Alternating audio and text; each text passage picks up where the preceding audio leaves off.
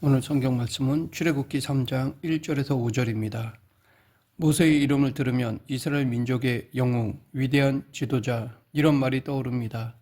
모세에 대한 설교도 그의 카리스마와 능력에 대한 이야기가 대부분이었습니다. 그러면 이렇게 범접할 수 없는 후광이 드리워진 것 같은 모세를 성경은 어떻게 말하고 있을까요? 이 시간 성경이 말하는 대로 모세의 행적을 따라가 보겠습니다. 모세의 생애는 세 시기로 구분해 볼 수 있습니다. 그는 120년을 살았는데 처음 40년은 바로의 궁에서 왕자로, 그 다음 40년은 미디안 광야에서 목자로, 마지막 40년은 이스라엘 백성의 지도자로 광야에서 백성들과 함께하였습니다. 오늘 본문은 미디안 벌판에서 양을 치고 살던 80세의 모세를 하나님이 부르시는 장면입니다. 하나님이 모세를 불러 이스라엘을 인도하게 하신 일을 접할 때면 하나님은 모세가 믿음이 좋고 담력이 큰 지도자감이어서 그에게 출애굽이라는 막중한 사건을 맡기셨는가 하는 질문이 생깁니다. 모세는 이스라엘 민족이 존경하는 지도자입니다.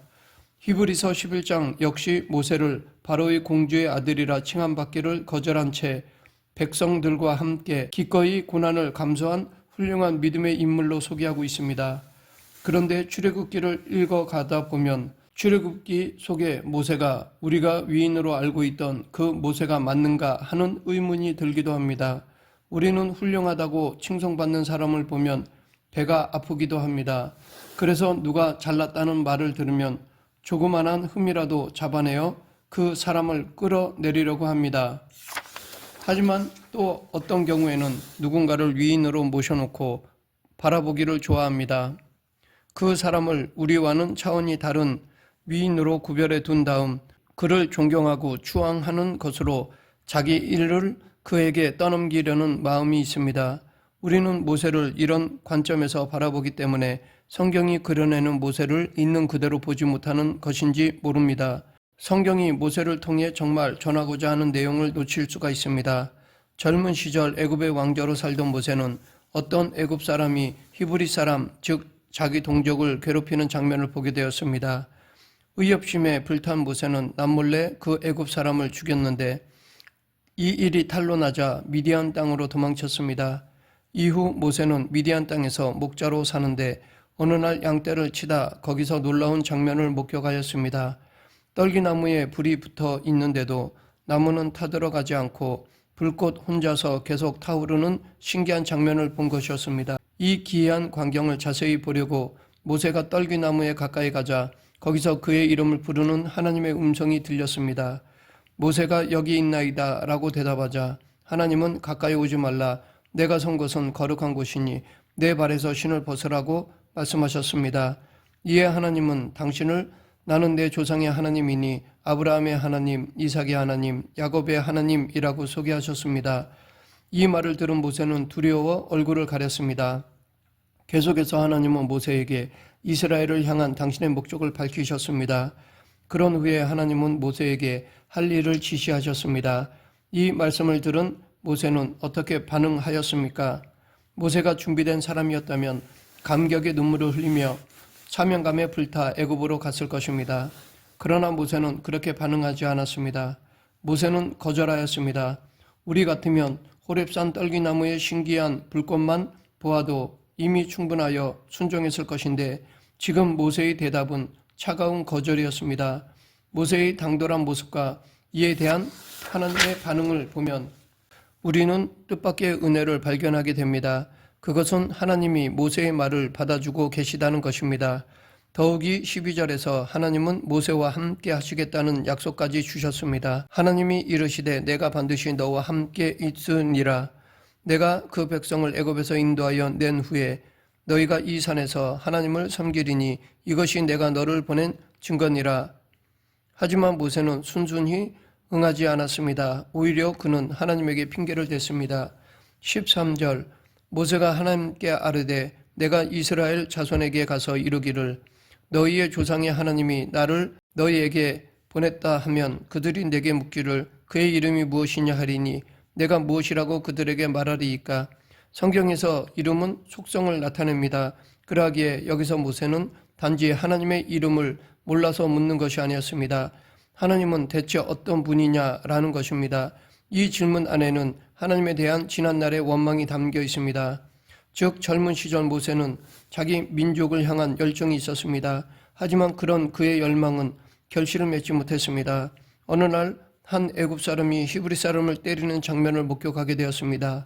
모세는 분을 참지 못하여 그 애굽 사람을 죽이고 시체를 땅에 몰래 묻었습니다. 이튿날 모세가 나가 이번에는 히브리 사람들끼리 싸우고 있는 것을 보았습니다. 모세는 그 싸움에 끼어들어 둘 중 잘못한 사람을 책망하였습니다. 그러자 그 사람이 모세에게 누가 당신을 우리의 지도자와 재판관으로 세웠느냐? 어제는 당신이 애굽 사람을 죽이더니 이제는 나까지 죽일 작정이냐라고 하였습니다.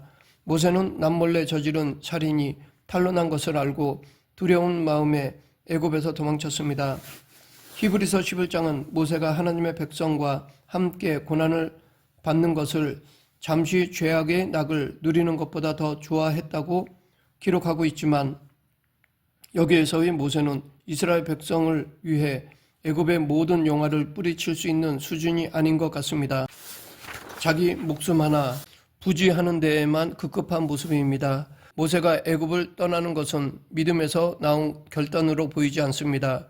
믿음으로 결단하여 애굽을 떠나온 것이었다면 모세는 그리 억울하지 않았을 것입니다. 하지만 지금 모세는 불만이 가득하였습니다.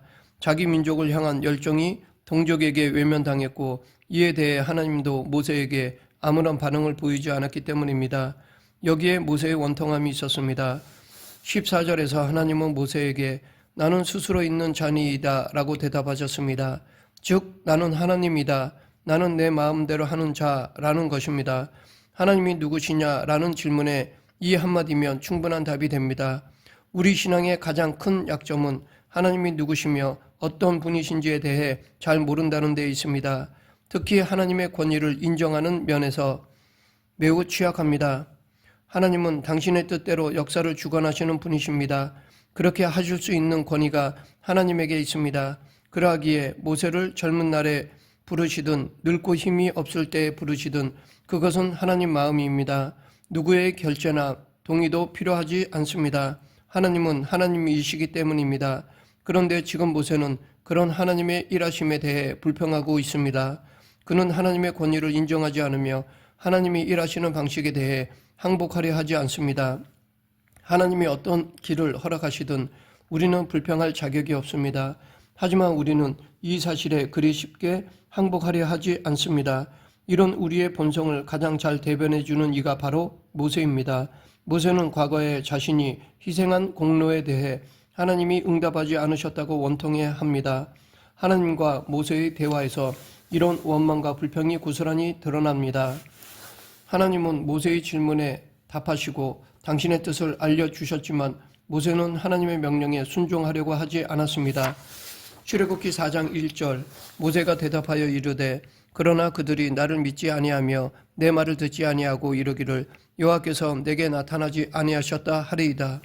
하나님은 이스라엘 백성들을 위한 당신의 뜻을 모세에게 보여주셨지만 모세는 하나님의 명령을 따르려 하지 않았습니다. 그러자 하나님은 모세에게 기적을 보이셨습니다. 그러면 기적까지 목격한 모세는 하나님의 명령대로 떠났을까요?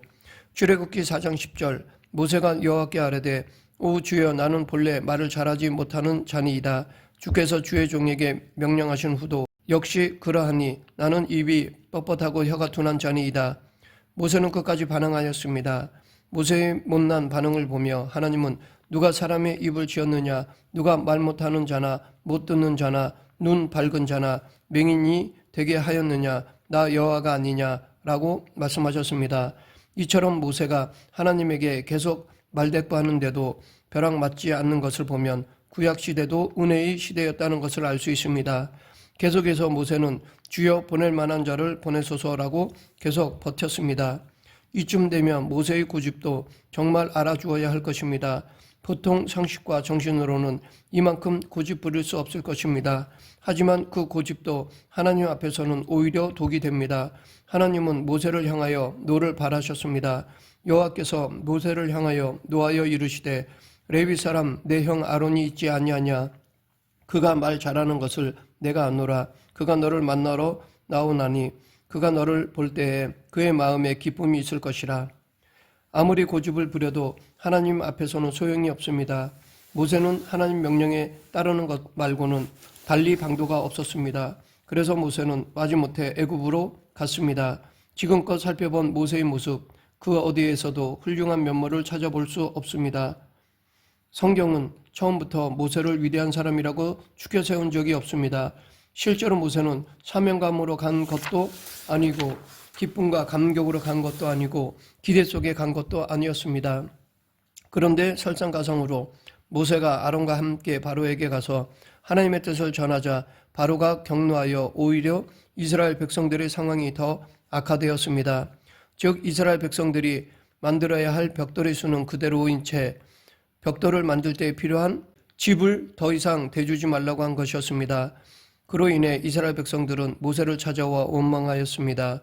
그래서 모세는 하나님께 주여 어찌하여 이 백성이 학대를 당하게 하셨나이까? 어찌하여 나를 보내셨나이까? 내가 바로에게 들어가서 주의 이름으로 말한 후로부터 그가 이 백성을 더 학대하며 주께서도 주의 백성을 구원하지 아니하시나이다 라고 불평하였습니다. 하나님에 대한 모세의 불평은 더더욱 커져 갔습니다.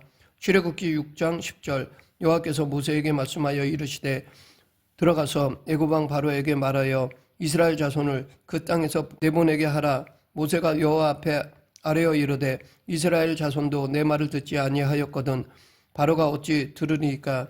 나는 입이 둔한 자니이다. 그러면 이러한 모세에게서 우리가 바라는 훌륭한 지도자의 모습은 기대할 수 없는 것일까요?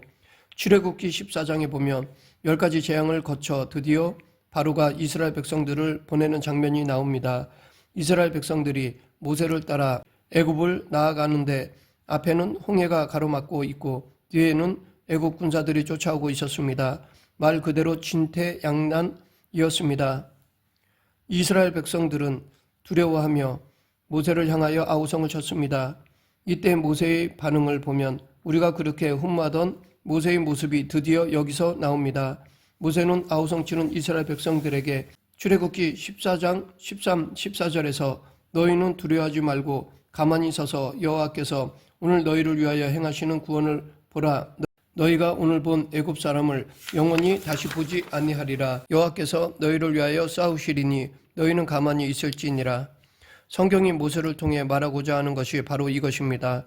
모세가 하나님 편을 든 것은 그가 남다른 사람이어서가 아니었습니다.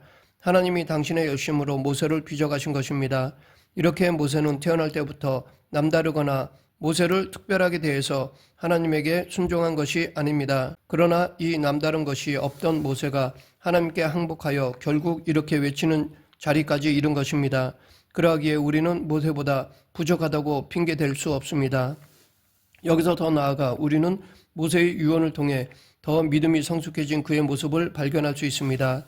신명기 6장 4절부터 9절 이스라엘아 들으라. 우리 하나님 여호와는 오직 유일한 여호와이시니 너는 마음을 다하고 뜻을 다하고 힘을 다하여 내 하나님 여호와를 사랑하라.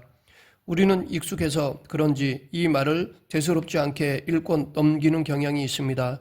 하지만 이는 누구나 당연히 권면할 수 있는 말이 아닙니다.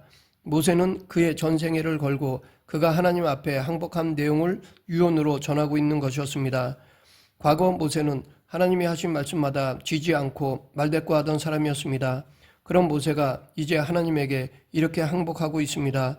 성경은 출애굽기 3장부터 6장에 걸쳐 모세의 본래의 모습을 우리에게 적나라하게 드러내어 그가 어떤 사람이었는가를 보여주었습니다.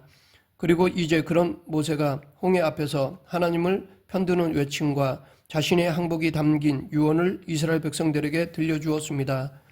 이 외침과 고백을 들으며 우리는 이것이 어떤 항복인가, 모세로 이런 항복에 이르게 하신 하나님은 어떤 분인가 알게 됩니다. 하나님은 우리를 항복시키고 남을 뿐입니다. 이 사실이 확실하기에 이전에 온전히 이해하지 못하고 온전히 만족하지 못했던 부분에 대해서도 다 믿고 순종하기로 다짐하는 것입니다.